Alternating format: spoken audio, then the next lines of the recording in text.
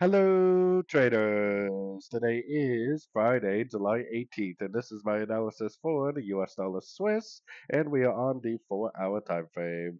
So on the dollar Swiss, I am definitely expecting this whole move up to be a crutch into this move down.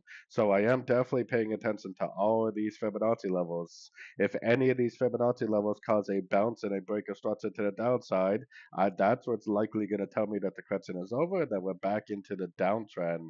We definitely do not have a breaker structure down yet at a Fibonacci level, and we definitely do not have a lower high at a Fibonacci level.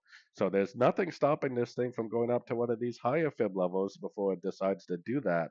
So going down to the 1 hour time frame, I got my Fibonacci retracement on the last impulsive move up on the 1 hour.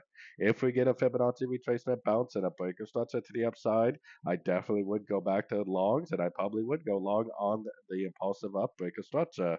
If it doesn't do that, a bounce at a Fibonacci level doesn't tell you anything unless it's a break of structure.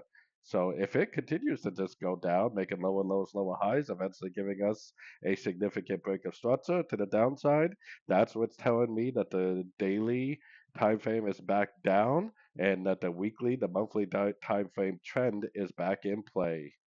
So, anyways, don't forget to check out my free Discord channel, linked down here in the corner. Take a look at my website, fxpipcollector.com. And as always, thank you for watching and happy trading.